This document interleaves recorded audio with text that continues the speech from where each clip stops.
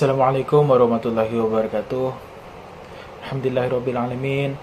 Kita panjatkan puji syukur kita kehadirat Allah Subhanahu wa Ta'ala yang telah memberikan rahmat dan hidayahnya sehingga kita masih diberikan kesehatan dan kekuatan hingga pada saat ini. Saya ucapkan terima kasih kepada Bapak Muhlis SPD MPD selaku dosen pengampu mata kuliah Demokrasi dan HAM. Tujuan saya untuk membuat video ini yaitu untuk memenuhi tugas ujian akhir semester mata kuliah Demokrasi dan HAM.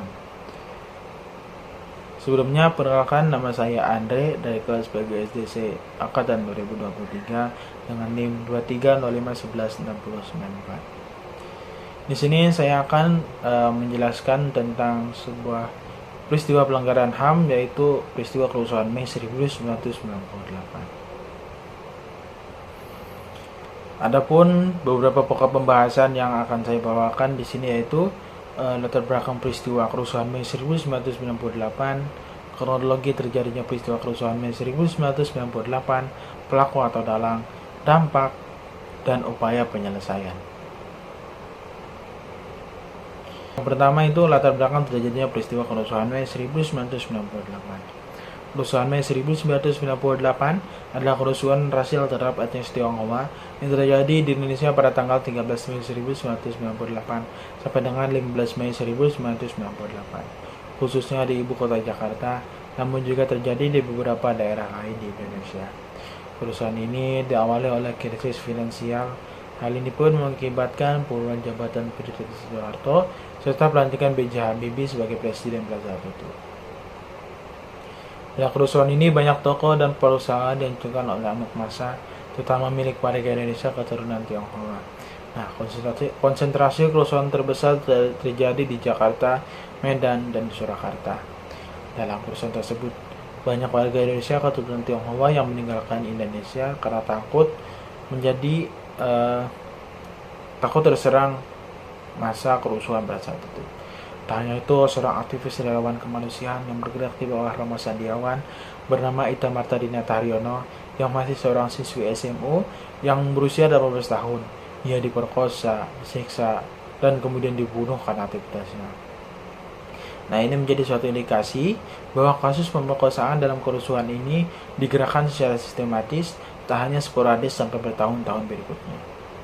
Pemerintah Indonesia belum mengambil tindakan apapun terhadap nama-nama yang dianggap kunci dari peristiwa kerusuhan Mei 1998. Pemerintah mengeluarkan pernyataan yang menyebutkan bahwa bukti-bukti konkret tidak ditemukan atau kasus-kasus pemerkosaan tersebut mereka sebut tidak jelas.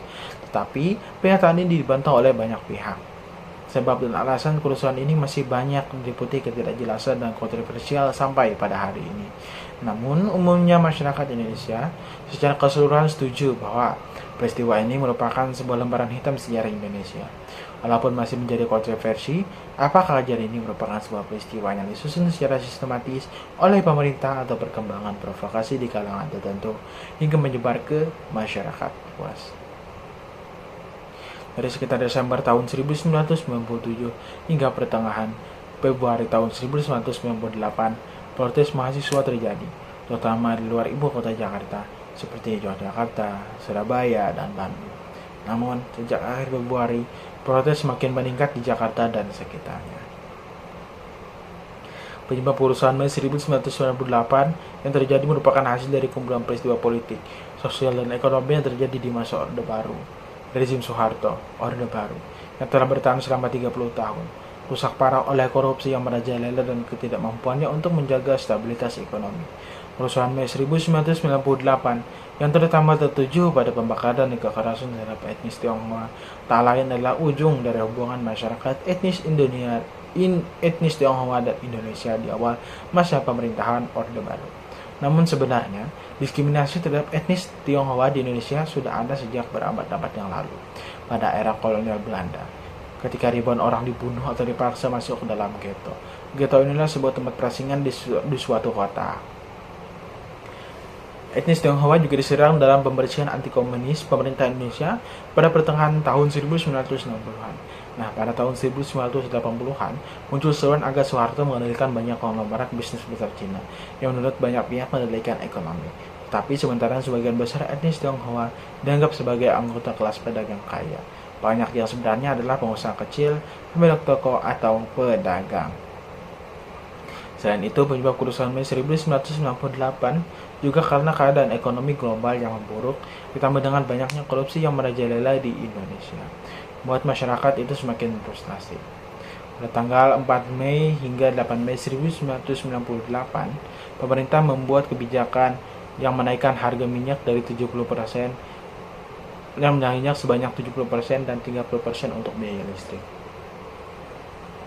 Nilai rupiah berada di kisaran angka Rp2.600 pada periode kala itu tiba-tiba melonjak mencapai Rp14.900. Nah, krisis tersebut menyebabkan kesulitan ekonomi yang sangat-sangat parah atau stagflasi yang membuat aktivitas ekonomi merosot tajam. Berbagai persoalan mulai menampakkan diri dengan harga kebutuhan pokok yang menjadi tinggi dan barang yang sulit didapat. Pengangguran bertambah banyak serta angka putus sekolah mulai meningkat. Masyarakat juga mulai menggelisah dan menggugat pemerintah pada saat itu. Pada tanggal 12 Mei 1998, sekitar pukul 11.00 waktu Indonesia bagian Barat sampai dengan 13.00 waktu Indonesia bagian Barat, ribuan mahasiswa Universitas Trisakti melakukan aksi damai di dalam kampus Universitas Trisakti. Setelah itu, mahasiswa mulai turun ke Jalan Es Parman dan hendak berangkat ke gedung MPR atau DPR. Pada pukul 13.15, para mahasiswa sampai di depan kantor Wali Kota Jakarta Barat. Melihat sejumlah mahasiswa di depan kantor tersebut, membuat aparat polisi menghadang laju mereka. Setelah itu, terjadi perundingan antara pihak polisi dengan para mahasiswa.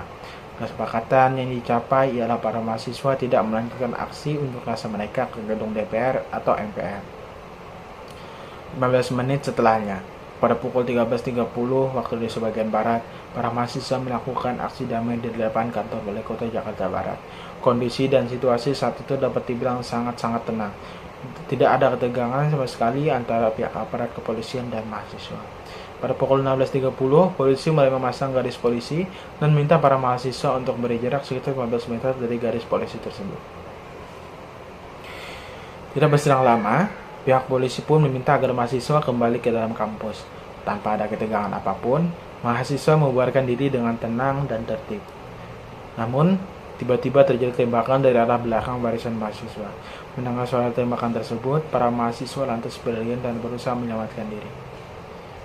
Para mahasiswa berusaha berlindung dengan masuk ke dalam gedung-gedung kampus, sementara aparat masih terus menembakkan senapannya ke arah para mahasiswa. Puluhan gas air mata juga dilemparkan ke dalam kampus Universitas Trisakti. Sekitar pukul 17.15 waktu Indonesia bagian Barat. Situasi di dalam kampus sangat-sangatlah mencekam dan sangat-sangatlah menakutkan. Beberapa korban jiwa juga mulai berjatuhan. Di antaranya adalah 4 mahasiswa Universitas Trisakti yang tewas karena ditembak.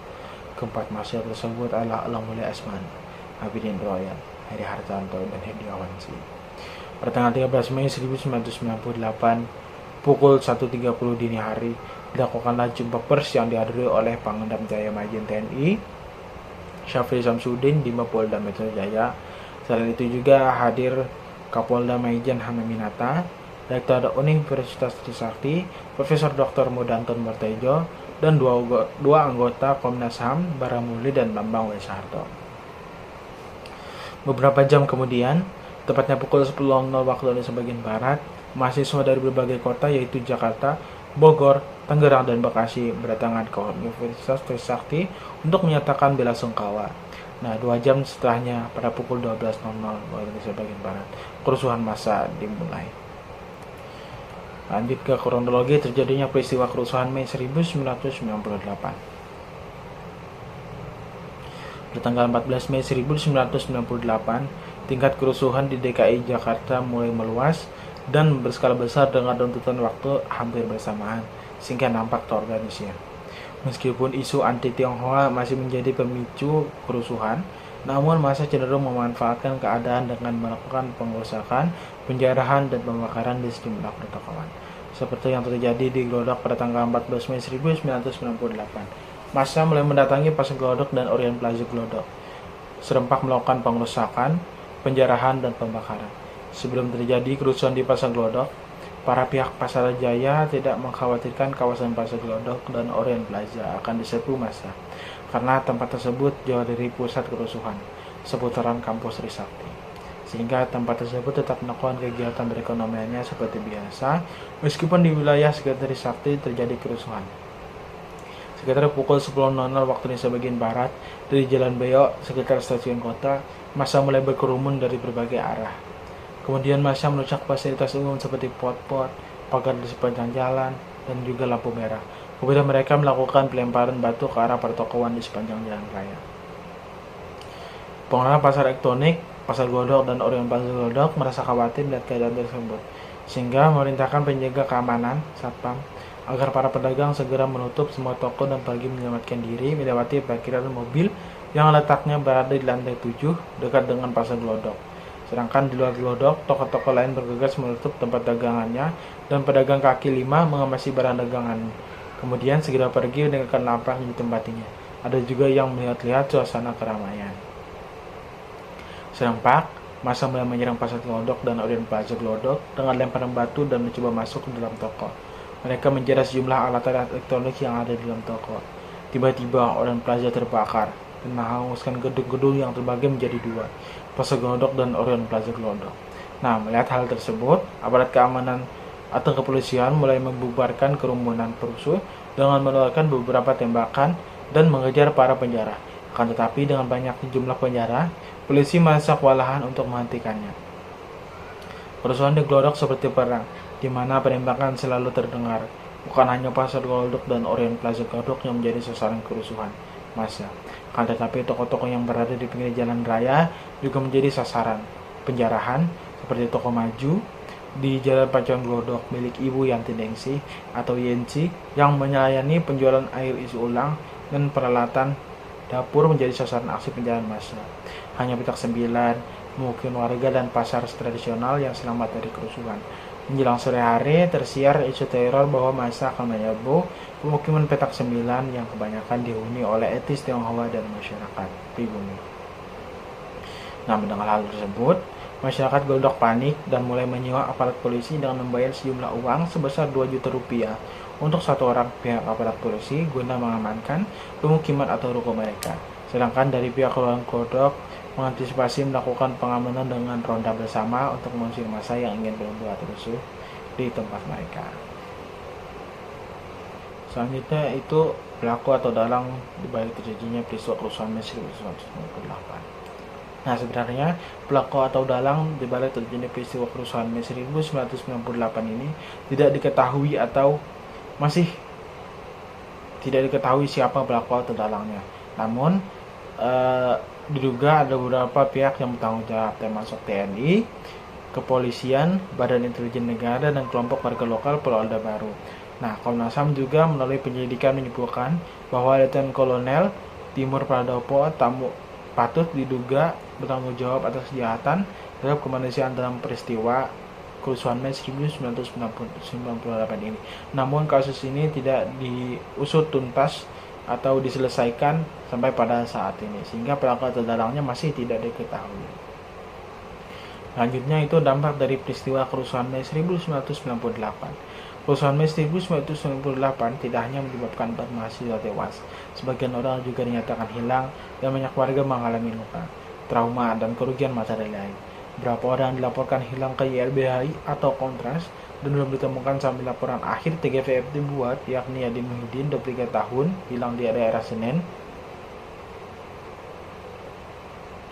Abdul Nasir berumur 33 tahun hilang di daerah Lipo Karawaci, Hendra Hambali berumur 19 tahun hilang di daerah Glodok Plaza, dan Ucok Siahan 22 tahun tidak diketahui lokasi hilangnya di mana.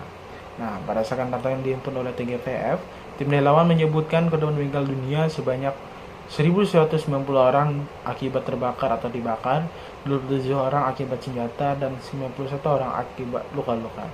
Data Polda Metro Jaya, 451 orang meninggal, korban luka-luka tidak tercatat.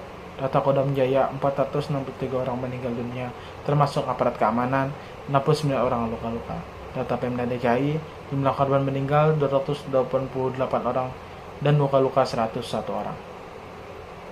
Untuk mengungkap fakta, pelaku dan latar belakang tragedi kerusuhan Mei 1998, pemerintah membentuk tim gabungan pencari fakta yang terdiri dari unsur-unsur pemerintah, Komnas HAM, LSM, dan organisasi kemasyarakatan lain. Tim ini dibentuk pada 23 Juli tahun 1998 dan bekerja hingga 23 Oktober 1998. TGVL dipimpin oleh Marzuki Darusman. Selanjutnya, prospek atau upaya penyelesaian kasus kerusuhan Mei 1998 dalam pandangan hak asasi manusia.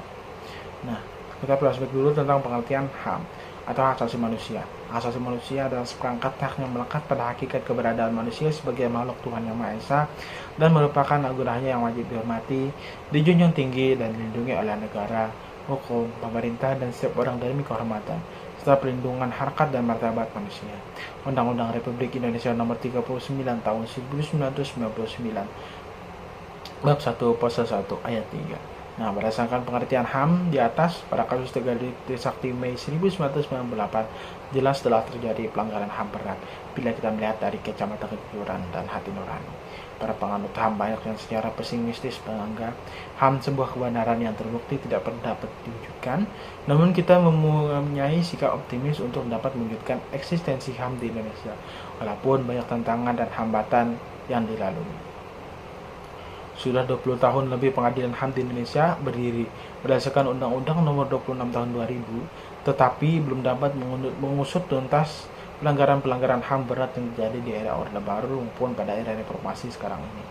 Padahal Undang-Undang Nomor 26 Tahun 2000 tersebut telah menerangkan dengan jelas setiap porsi, tugas, dan kewenangan aparatur negara yang melakukan penyidikan, penuntutan, serta pengadilannya. Landasan hukum tentang HAM di Indonesia sangat kuat, tercantum dalam Undang-Undang Dasar 1945, Deklarasi Universal dari fraksi-fraksi di DPR, yaitu fraksi PKS, fraksi PDIP, dan fraksi PDS.